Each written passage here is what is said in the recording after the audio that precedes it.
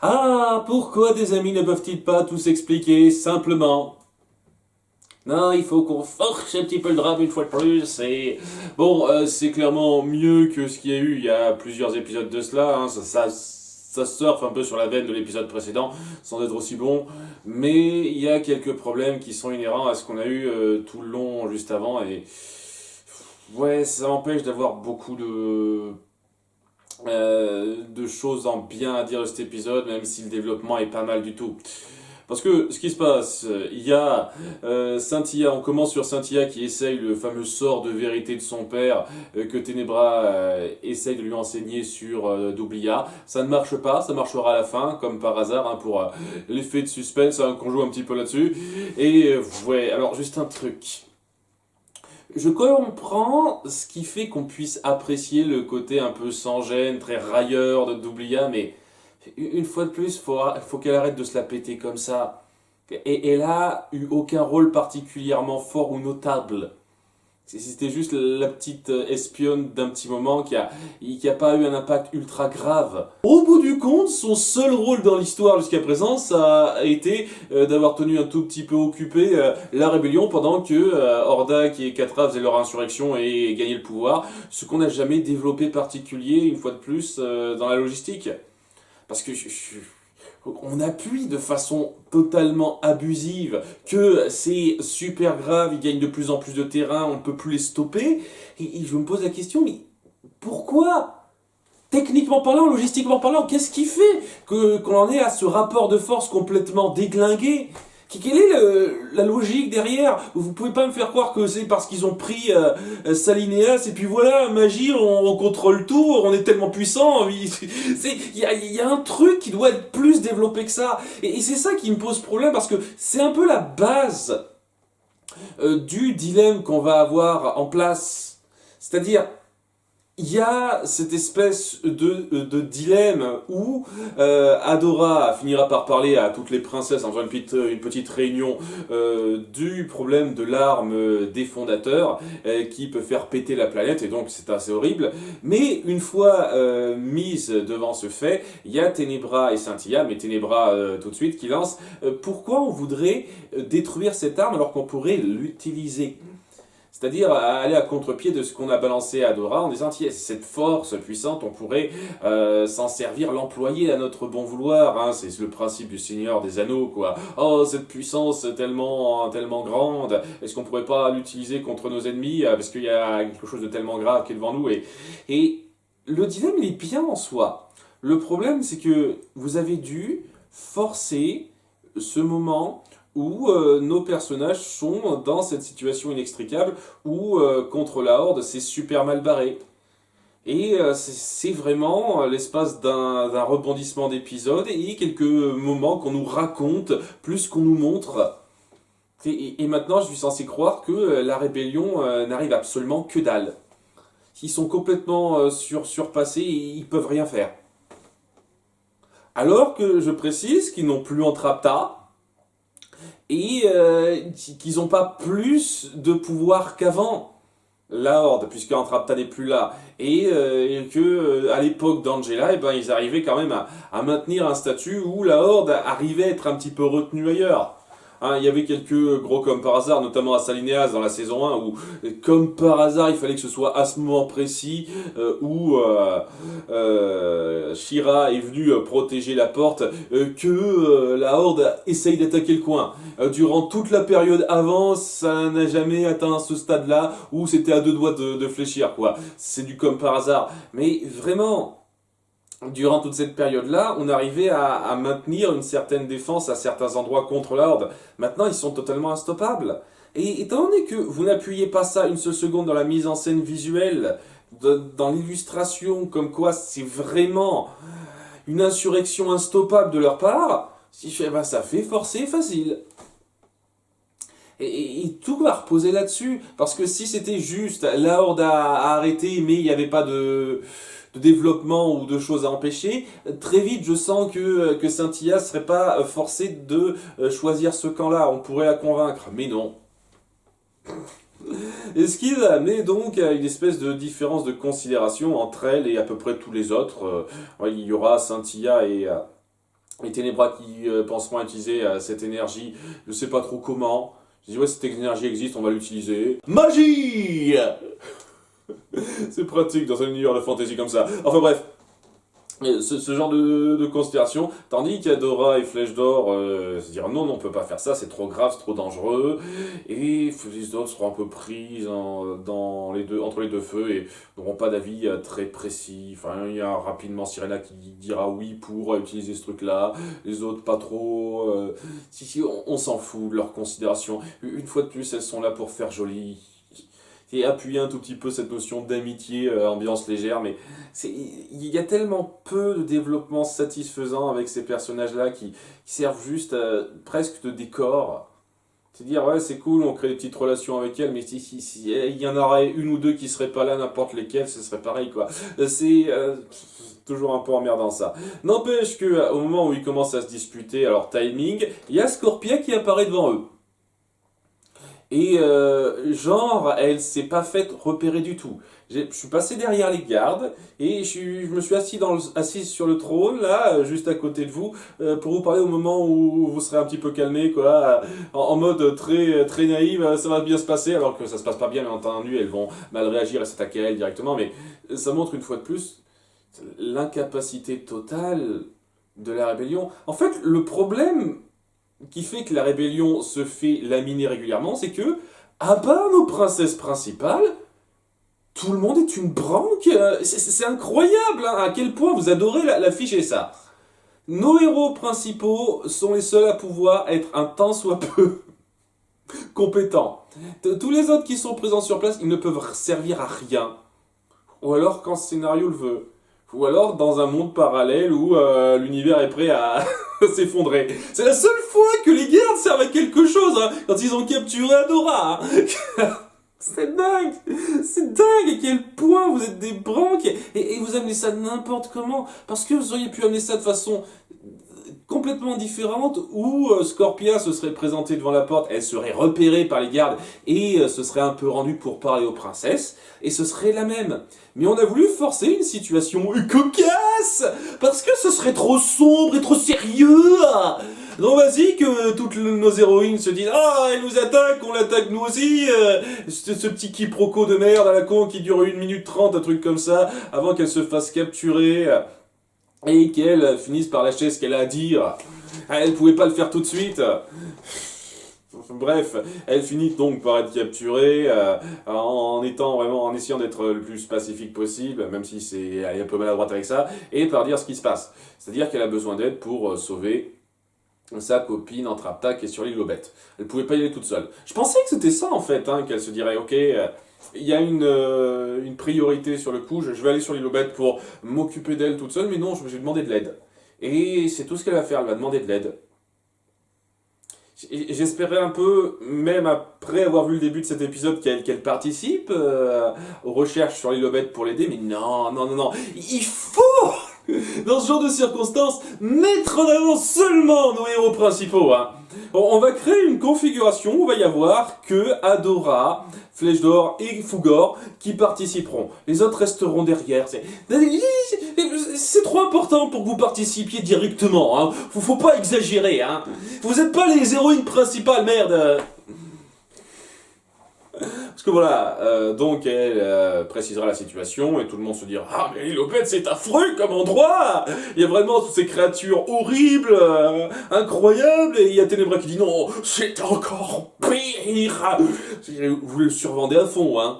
Il y a vraiment intérêt à ce que ce soit un endroit super grave hein. Parce que si c'est pas le cas et que c'est une connerie ou quelque chose d'ultra basique dans l'épisode qui suit, ça va barder. Hein. Je vais gueuler, hein. Je vous le dis tout de suite. Hein. Depuis le temps que vous nous vendez ce truc-là, on va enfin voir ça dans l'épisode suivant. Il y a intérêt à ce que ça envoie du lourd. Hein. Il y a intérêt, je le dis clairement. Hein. Donc, je n'accuse rien pour l'instant, mais je suis sur le qui-vive là. En tout cas, ouais, il y a tout le monde qui se dit ouais, il faut qu'on sauve Entrapta et elle pourra très certainement nous aider à sauver la situation avec ses super compétences. Elle pourrait désactiver l'arme. Je veux dire oui, bien sûr, elle est tellement géniale quoi. Elle peut regarder vingtaine de minutes, tout cet échafaudage de toute la planète, se dire ouais, il suffit de serrer ces vis là et tout, et j'ai réglé ça en 10 minutes, hein. Vas-y, entrape-ta, guide-nous de ta lumière. J'adore cette façon qu'on a, mais vraiment abusé de dire que entrape-ta est là pour tout arranger, et quand en fin de compte, cette espèce d'exil sur l'Ilobet qui était complètement forcé et exagéré au moment où 4 a fait, hein, mais vraiment on sentait clairement, c'était le cas dès le début, c'était clairement pour donner une justification à pourquoi Entrapta, la déesse, ne règle pas tous les problèmes tout de suite. C'est clairement le cas. Donc je suis sûr que quand on va la retrouver, elle va être au top, hein. Elle va tout arranger, hein. Entrapta, guide-nous. Alors que Saint-Hilaire se dira non, attendez, il y a peut-être d'autres priorités. Et une fois de plus, la horde, par magie du scénario, elle commence à avoir le terrain sur à peu près tout ce qu'il y a sur la planète. On peut plus les arriver. Il y a moyen de s'intéresser à ça en priorité. Si on utilise la force de l'arme, je sais pas comment, une fois de plus, magie, tout ça, pour accentuer, augmenter nos pouvoirs, on pourrait arriver à se débarrasser de la horde. Et ouais, on en vient à ce moment de scission, de rupture, hein, d'où le titre de l'épisode, entre nos personnages principaux. D'un côté, Adora et Flèche d'Or qui ne sont pas prêts à suivre Scintilla dans son but d'utiliser l'arme, parce que Flèche d'Or, même lui, il se rend compte que c'est grave de faire ça, et Scintilla qui se dit, vous savez quoi, merde, je suis la reine, vous devez m'obéir, en pensant une seconde que ça va marcher. Un petit peu coconne, quoi, hein, parce que ça va clairement pas marcher, ça, mais bon.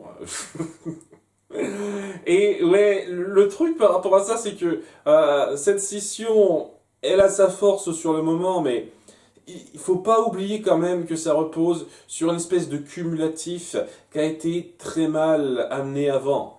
Une fois de plus, la prise de pouvoir de la Horde, mais ça marche parce que vous nous le dites, hein.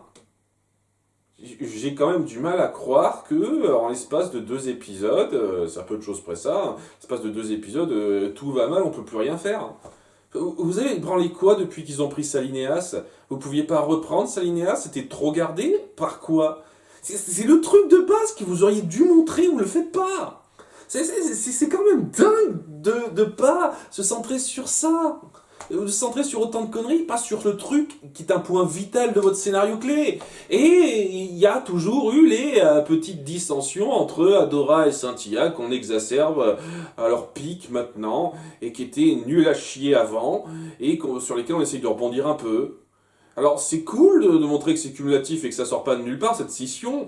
Le truc, c'est que le cumulatif, il aurait fallu le rendre plus fluide, plus crédible, moins forcé, parce que ça aide pas à rendre cette espèce de pic de rupture particulièrement fort pour moi. Parce que je le dis clairement, hein, cette scène en soi, où ça finit par se scinder de façon vraiment forte entre ceux-là, c'est bien fait en termes de mise en scène. Vraiment bien fait, et sur le coup on sent la force du moment parce qu'on comprend les intentions des uns comme des autres. Voilà, je comprends les intentions de Scintilla derrière ça, même si ça va vite, cette espèce d'option qu'on lui présente rapidement, sur laquelle elle a eu le temps de réfléchir à peine 2 minutes avant cette grande scission. Je comprends pourquoi elle y penserait à cette solution-là. Ça aurait été cool de mettre plus de temps là-dessus, mais bon, hein, c'est déjà mieux que rien. Et on comprend ce que veulent faire Adora et Flèche d'Or. On comprend les deux mentalités derrière, et ce moment où elle finit par être persuadée d'avoir raison, Scintilla, et que la fin justifie les moyens, même si les moyens peuvent être vraiment délicats comme ici, on le comprend vraiment, même si elle va un peu trop loin dans sa décision. C'est juste une scène forte comme ça a toute sa puissance lorsque ça a pris la peine d'être bien amené. C'est-à-dire les considérations dans le background que vous mettez derrière, et je suis désolé, il n'y a pas ça. Il y a beaucoup trop de tard derrière pour que ce soit aussi puissant que ça pourrait être. Parce que ça pourrait être un moment ultra fort de la série, mais c'est juste bien sur le moment, sans plus, parce que vous n'avez pas bien épaulé ça. N'empêche que, ouais, Flèche d'Or et Adora se diront, tiens, on va partir à la recherche d'Entrapta sur l'île aux bêtes, tandis que parallèlement, il va y avoir ce petit moment entre Scorpia capturée et quelques-unes de nos autres princesses qui lui parleront, où elle se rendra compte, oh mais c'est gentil ici, c'est bien, peut-être que ce serait cool, peut-être que ça me changera de l'ambiance vraiment malsaine de la Horde, peut-être qu'elle elle s'ouvre un petit peu et... Ouais, c'est basique, on fait pas quelque chose de particulièrement satisfaisant. C'est tellement des gimmicks qui s'entrechoquent et juste Scorpia qui se rend compte, oh mais on peut être gentil en fait entre personnes, c'est dingue. c'est c'est tellement bateau et on fait rien de spécial dans la mise en scène que c'est pas plus satisfaisant que ça. Mais bon, là, parallèlement, on va surtout suivre Flèche d'Or, Adora et Fougor qui se barreront, tandis que Glacia leur dira, ok, je vous laisse partir, je dis rien. Et oui, vous serez seulement tous les trois, il n'y a pas Scorpia. Et bordel de merde, je trouve ça vraiment dommage que Scorpia ne participe pas à ça. Scorpia qui veut retrouver son ami, Scorpia qui a fait ce choix. Ça aurait été cool de faire en sorte que Scorpia parte avec nos héros. Et pas juste, une fois de plus, juste nos héros centraux. Et si tous les personnages un peu secondaires, on les fout à part parce que c'est pas eux qui doivent être au centre, quoi. Merde. Bon, enfin bref, voilà, il se rend dans le vaisseau de Mara, il l'active n'importe comment en faisant les cons parce qu'il n'y a pas eu assez de gags puérils dans cet épisode. Donc voilà, pendant 1 minute 30, ils feront les débiles avec le vaisseau de Mara avant de mieux le manipuler et de partir à Cap l'île aux bêtes. Et je suis impatient de voir ce qu'il va y avoir là-dedans. Tandis que Scintilla réessayera son sort de vérité sur Doublia. Et ça marchera. Apparemment, la colère aide beaucoup à concentrer le pouvoir magique. C'est la méthode Ténébra, dira-t-on. Et donc, grâce à ça, Doublia finira par dire la vérité à Scintilla, comme quoi, le plan de Catra et Hordak, il n'y a rien de précis. C'est pas comme si on précisait grand chose, quoi. C'est rien du plan particulier d'Hordak et de Catra. Ils attaquent juste quand ça marche. C'est un peu de choses près, c'est ça, hein. Mais elle finit par lui dire à Scintilla un truc qu'elle savait pas.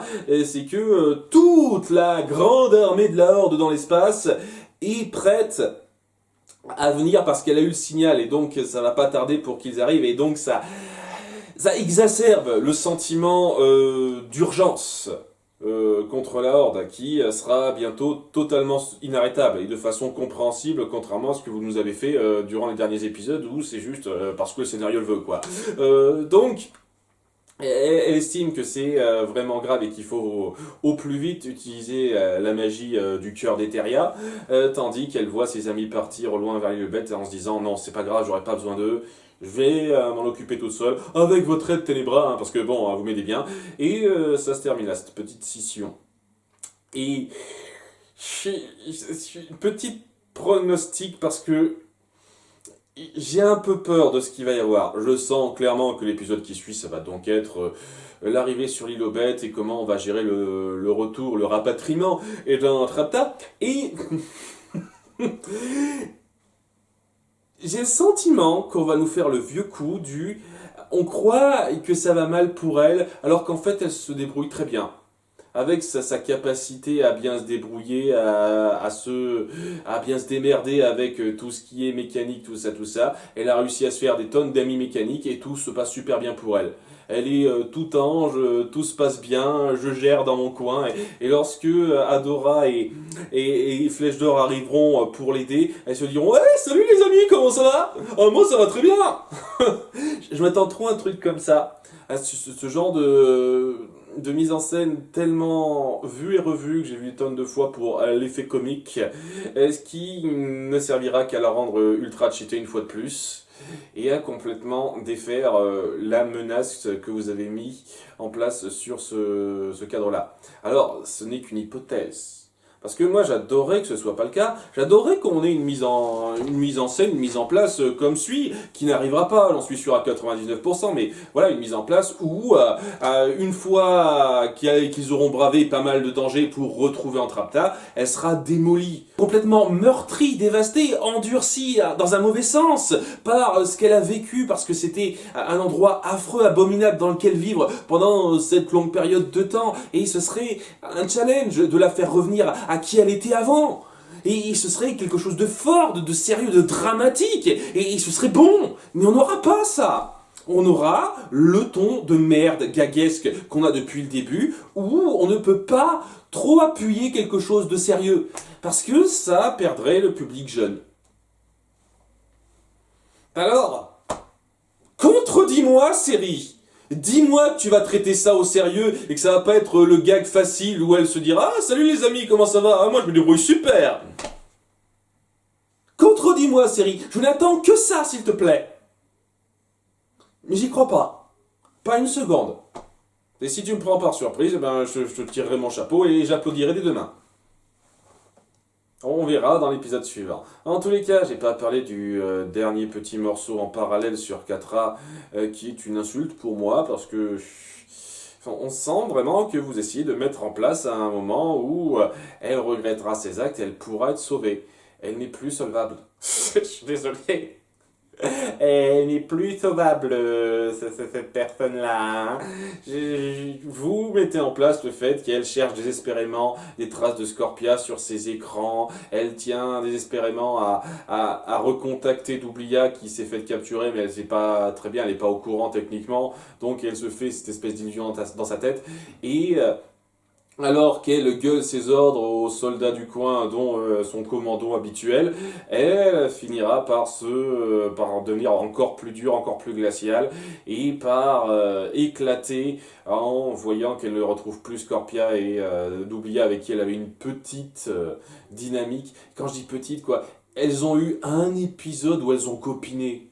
Faut arrêter les conneries, il n'y a rien d'extraordinaire entre Doublia et 4A, merde. Bref, ce truc-là, c'est censé être le moment où on est censé avoir de la peine pour elle lorsqu'elle éclate en sanglots sur le sol, en impliquant « Oh, je ne suis pas heureuse des choix que j'ai faits en fin de compte !»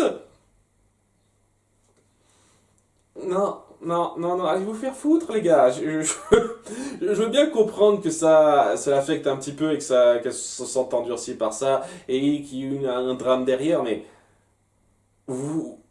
N'espérez pas une seule seconde me faire avoir de la peine sincère pour elle et vouloir qu'elle reparte de bon côté. C'est trop tard. C'est beaucoup trop tard une fois de plus. Hein? Le problème avec ça, c'est que, une fois de plus, je sais ce qui finira par se passer avec le personnage de 4A, je suis désolé, et que même si je savais pas, elle avait déjà atteint ce stade irrécupérable, j'en ai rien à foutre des autres, et tout ce qui m'intéresse, c'est me venger, tout ça. Maintenant que vous la faites aller au-delà de ça, vous montrez qu'elle n'est pas heureuse, qu'elle regrette ça, qu'elle est triste, et je suis censé avoir de l'empathie pour elle. Elle a atteint ce stade où c'est une ennemie irrécupérable.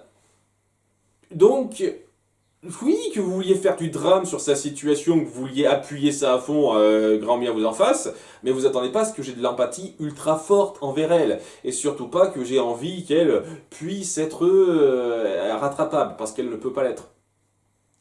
Donc oui, peut-être que si je savais pas ce qui finirait par arriver à 4A après, je serais moins sévère avec ça, mais je prends vraiment ces moments-là comme une insulte. Comme si vous pensez une seule seconde que ce genre de détail, ce genre de mise en scène suffit à atténuer les actes du personnage avant. Non. Vous pouvez lui trouver toutes les excuses du monde que vous n'avez pas montrées sur son enfance malheureuse avec Ténébra, et une fois de plus, ça aurait été cool de le montrer ça, mais vous pouvez lui trouver toutes les excuses du monde, elle a fait des choix. On lui a proposé à plusieurs reprises des portes de sortie, elle ne les a jamais choisies, elle a toujours choisi le cas du chaos. Parce qu'elle était trop touchée par ce drame qui l'a touché enfant, qu'on n'a jamais montré en détail une fois de plus. Donc, ses choix sont allés à un stade où elle était prête à foutre en l'air toute la planète, simplement pour se venger. On ne peut pas une seule seconde récupérer ça. Que ce genre de mise en scène, ça me passe par-dessus la tête si c'est ce genre d'objectif que ça a. Parce que ça ne suffit pas une seule microseconde. Hein. Vous aurez beau mettre tous les efforts du monde, vous avez osé être allé aussi loin avec le personnage dans la saison 3, reculer par rapport à ça, c'est se foutre de ma gueule. C'est se foutre de la gueule du spectateur qui prend au sérieux les décisions graves que vous avez osé prendre dans le développement de vos personnages. Alors, vous pouvez cumuler des petits trucs comme ça si ça vous fait plaisir.